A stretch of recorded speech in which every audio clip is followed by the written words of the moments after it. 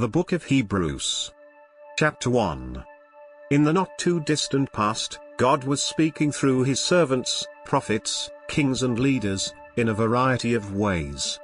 Recently, however, he chose to speak directly through his Son, who created everything in the universe. The Son is the full radiance of God's glory, and a perfect representation of his being, as he holds everything together in the universe, even the very atoms that comprise the physical world.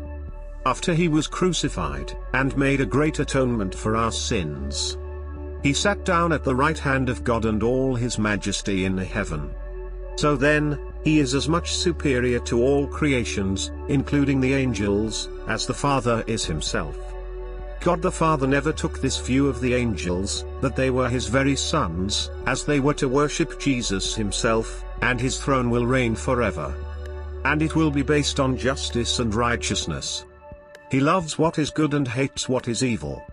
So therefore he will always be above all else. All which Christ has created in this world will pass away, but he will remain the same forever and his years will never end. Amen. Chapter 2. We must pay attention then, to what we have read about the Lord, and not drift from it. Disobedience to what the angels have taught will be met with punishment. There will be no escape for neglecting such a great salvation. This message was given by the prophets, and relayed to us.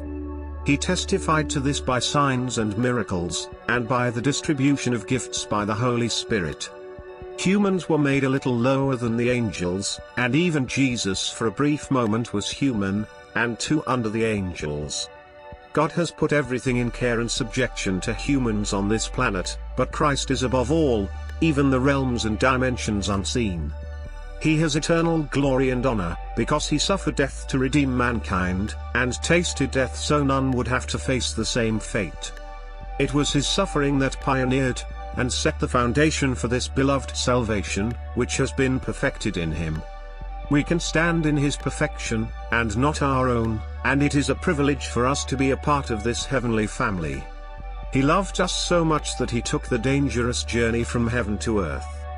He came so that he might experience what we have, and show his power over everything, including the elements, physics, time, and sin itself. He rejoices to call us his family, and took great joy in defeating Satan, and destroying fear of uncertainty, and even death. We were once enslaved under sin, subjected to a master, but now, that master is dead. This salvation has been reserved for us, and even the angels have never seen something so glorious. Because it was designated for us, Christ himself had to take human form, so that he might be a more merciful, faithful and empathetic high priest, so that he might make atonement for the sins of people to the Father. He himself suffered when he was tempted, so he is able to give proper comfort in time of need. Chapter 3. For these reasons, set your eyes on Christ alone. He faithfully fulfilled his duty on this earth, and so should we. Moses was a great steward of the people, rescuing them from Egypt, but the Son is a more diligent servant, as he rescued us from sin itself. Moses deserves the highest praise among men, but the Saviour's praise is much higher, as he is the creator of all. So today, if you hear this message, soften your hearts to receive this glorious gift. Do not follow the rebellious hardening of your souls, like your ancestors of the past. Look at what happened to Israel. They were given 40 years to change their hearts, but many of them died in the desert and never entered the promised land. See to it, then, that none of us have an unbelieving heart, but turn it to God. Encourage each other daily, and do the right things while you have the opportunity, so that we might not be led astray by sin's deceitful nature. Hold on to a solid, unshakable conviction, and prove your belief, by not making the same mistakes of those before us. Chapter 4.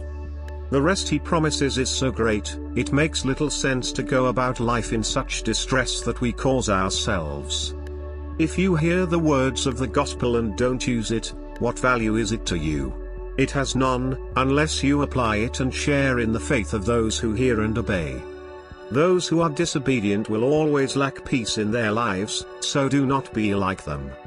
Today is the greatest day you will ever know, so while you have it now, respond to the calling of the gospel.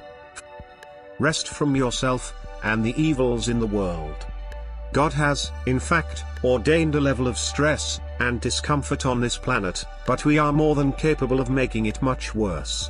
This is one reason God gave us a Sabbath, so that we might take time to recover. Even God himself did not need rest, but he still did so to demonstrate its importance. But like Joshua and the Israelis of the past, he has also designated a sort of rest from our enemies and battles on this planet. But complete comfort and tranquility can happen only when we are in his presence. The Word of God is the greatest weapon on the planet. Much sharper than a Ginsu knife or katana sword. It has the ability to both pierce through your inner being, but also cause a healing. In this sense, it is both dangerous and soothing to your soul. God's Word is all-knowing and seeing, and absolutely nothing can be hidden from it.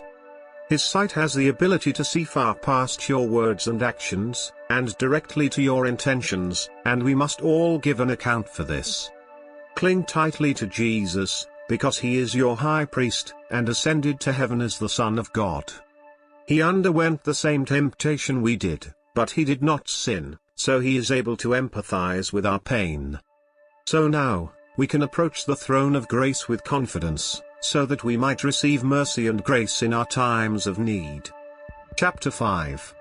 In the not-too-distant past, God had set apart priests to act as bridges between he and mankind. These priests would offer prayer, sacrifices, and gifts to God, as a form of atonement. It made sense for him to choose a fellow man, as they were able to understand the thoughts and behavior of ignorant people, who were going astray, since they themselves were weak. For this reason, the priests also had to offer sacrifices for their own sins, not just the people. This was a job that no one could choose, but it was given from God himself, and it was a special calling placed upon them. Likewise, Jesus did not choose himself to be this priest, but it was chosen by the Father. He was called a priest in the order of Melchizedek, a priest who had no beginning or end. While on this earth, Jesus had to make deliberate submission to the Father through tears, prayers, and fasting. He knew that the Father alone could save him from his impending death. He learned obedience while he suffered, and was therefore perfect, and became the source of eternal salvation to all those who might believe in him. This is such a beautiful ministry that exists, and we should seek to be teachers, and not just students of it. We should strive for a healthy diet of solid foods, rather than just drinking like small infants from our mother's breasts. As we mature, we can devour steak, but this means we must first acquire teeth. We get these teeth by learning and applying the Word. After growing in understanding, we will be fully capable of distinguishing right from wrong, and furthermore, living it out daily. Chapter 6. Seek to graduate in understanding, and growing in wisdom, that comes from faith in God, as we forsake our earthly desires on this planet. We do not need to reiterate the basic ideas, and go into full detail. We know what is right and wrong already, not only from the giving of the law, but also by the moral code that God has written on our heart's core. Christ has come to bring a fulfillment of everything before us into perfect perfection. If you are already in Christ, and you deliberately choose to forsake the faith, it will be impossible for you to be brought back to salvation. If you do this, you are making a public disgrace of Christ and his sacrifice for us, and you are participating in his very crucifixion yourself. Seek to be productive farmland, which produces crops that can sustain the lives of people, rather than a weed that kills and drains the produce of their water and nutrients, or else you will receive a brutal punishment. This may seem harsh, but God is not unjust. He will remember the hard work you have done, and the love you have shown him and his children. Stand firm in this diligence, and you will reap your just reward. Work hard as you imitate those who have already received their promised reward by faith.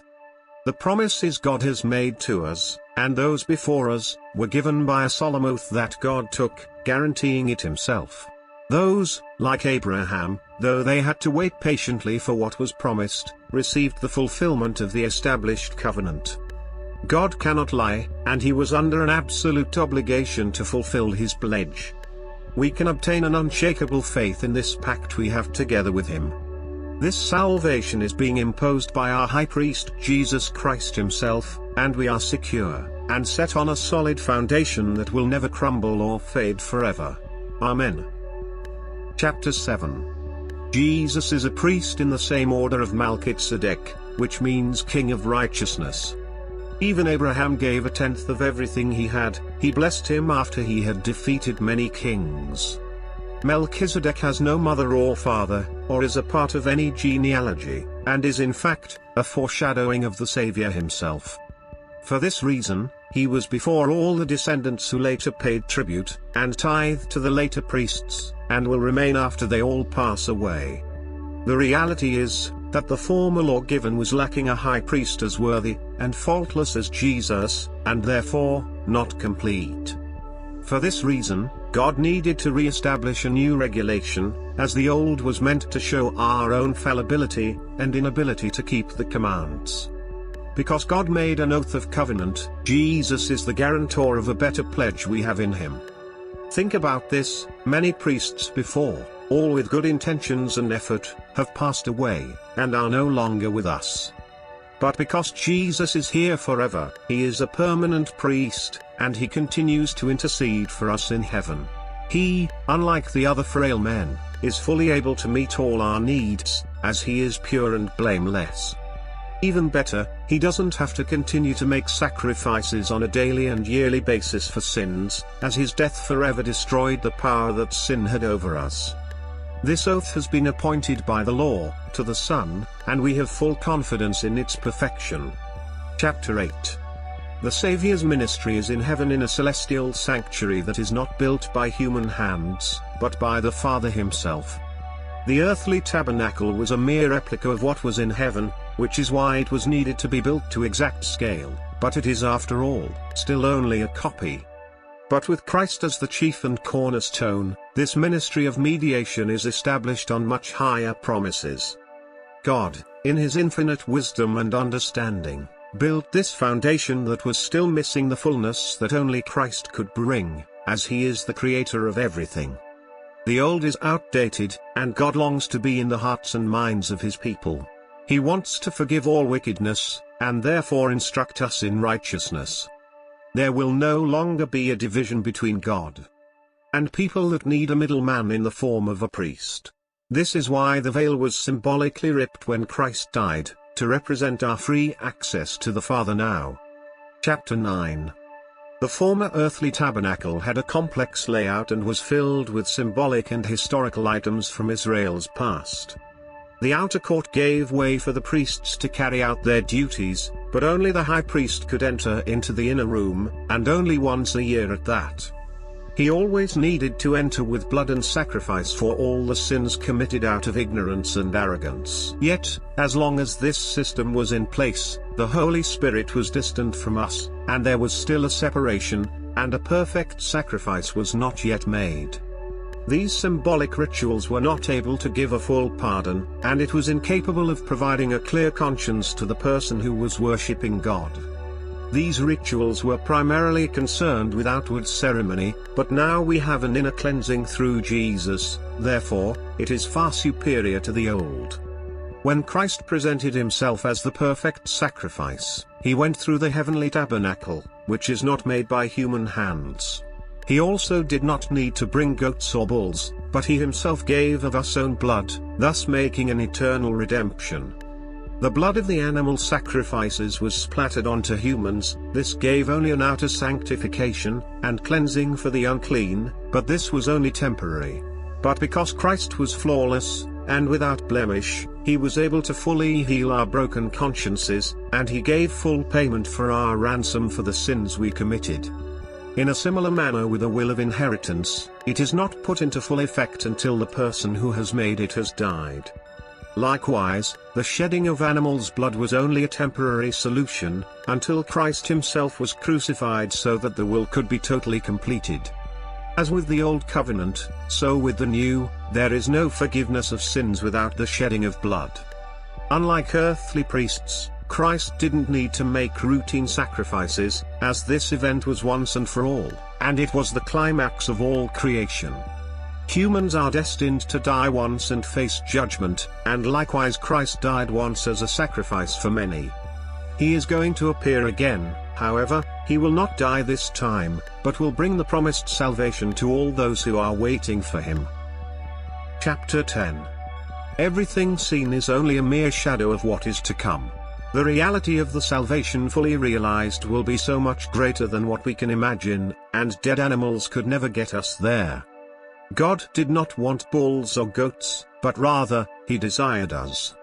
No items we could ever give up could equal as giving of ourselves. A communion and relationship is what he desires, though this obedience was necessary at the time. The former was needed at the time, so we would have an appreciation and a contrast to what we have now. Christ, after completing this great work on our behalf, sat down at the right hand of God and is now waiting for the rest of his enemies to be made his footstool. He has desired to pour out his Spirit upon us, and write his commands, and love, on both our hearts and minds. He will also remember our sins no more, as the sacrifice has already covered all our transgressions. Since we have this faith that is so amazing, let us hold on firmly to it, and also promote more love and good deeds to other brothers and sisters in him. Freely meet with your family of faith often, and give much encouragement as it is desperately needed. If we keep sinning deliberately with no regard or conscience, we are denying the faith, and it shows that we were never a part of it. We need to have a healthy, reverent fear, as we know that God will punish disobedience to his word with a raging fire, and we should expect a worse punishment, as we have intentionally trampled on the sacrifice of the Son. This disregard will not go unnoticed, though at times, it may seem as it is, because he gives us grace and opportunity to repent. It is truly a fearful thing to fall into the hands of an almighty God who has immeasurable power. When we first come to Christ, we are so willing to surrender everything, and do anything we need to, for the gospel, no matter the cost. But as time goes on, it becomes more tempting to return to the filth, in which he saved us from. Never see the mud and filth as something that should be appealing to return. Still, we should have full confidence and faith that the reward we are promised will soon come due in its proper time. Chapter 11. It takes zero faith to believe in things that are right in front of you now. But true faith is having unwavering optimism, and conviction that God is true to everything he has assured us of. In fact, by faith everything we see was created from nothing. All the righteous acts done in the Bible were out of faith. Abel, even though he was killed for doing the right thing in offering a righteous sacrifice. Enoch was even given his reward of faith early, as he was taken directly into heaven because he pleased God so much. It is vital to have faith in God, as we must have full belief that he exists and he rewards those who persist to seek him. Even when he was ridiculed and mocked, Noah did not relent in building the ark, and in doing so, saved humanity. When Abraham was called, he had no clear knowledge of where he was going and why, but the nation of Israel was made as a result. Even when he was a foreigner in another land, he looked forward to seeing a city with God as its foundation.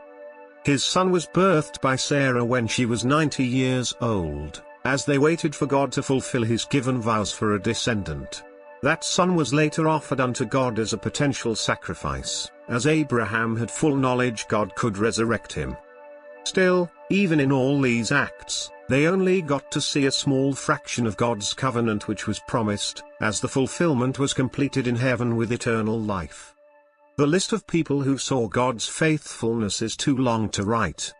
People like Jacob and Joseph helped father the Israelis, and Moses finally delivered them from slavery in Egypt. Moses' parents in fact, had to hide him for 3 months. Moses, out of faith in God and love for his people, chose to reject his privilege, and instead be mistreated with his people. He put more value and stock in the future promises of Christ, rather than the immediate treasures in Egypt. He didn't fear the immediate threat of Pharaoh, but he had sincere reverence of the invisible God. When the angel of the Lord passed over the land of Egypt, he spared the Jewish children, because of their obedience, and they later passed on dry land in the Red Sea. By faith, the giant walls of Jericho were crushed by God's hand, even though they were almost 15 feet tall. By acting in faith, even a prostitute named Rahab was justified, and even included in the genealogy of Jesus.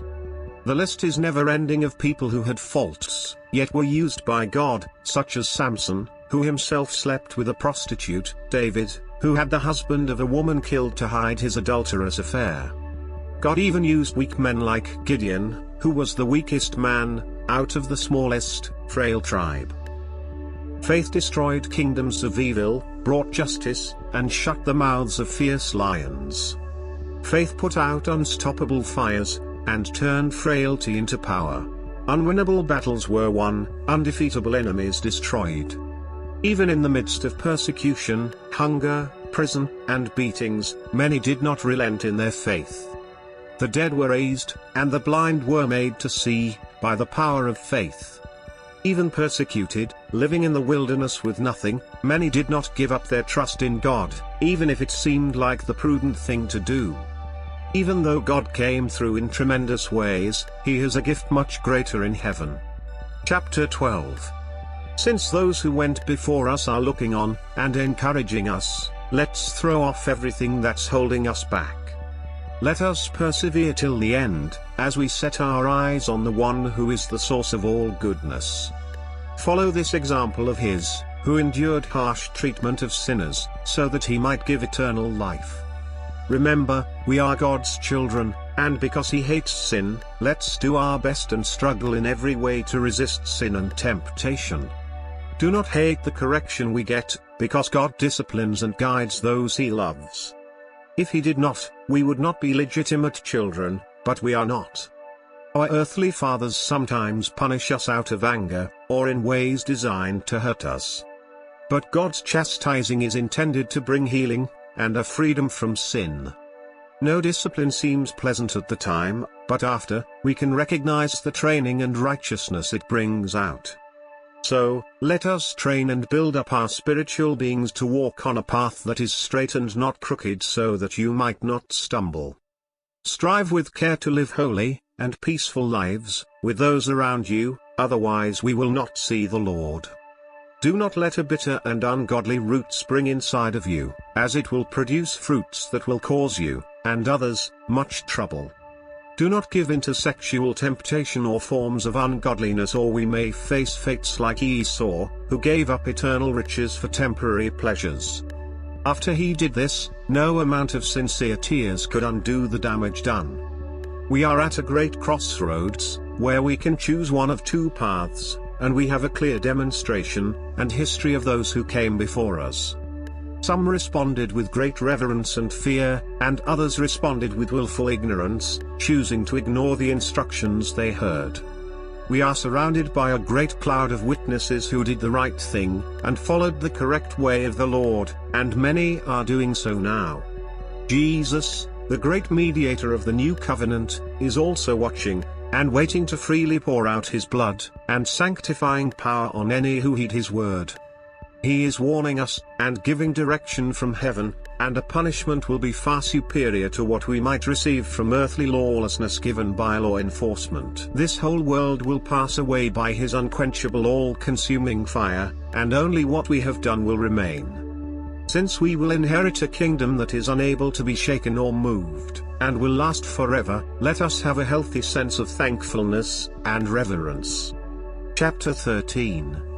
Keep being, and giving your best to those around you. In doing so you will also help angels unknowingly.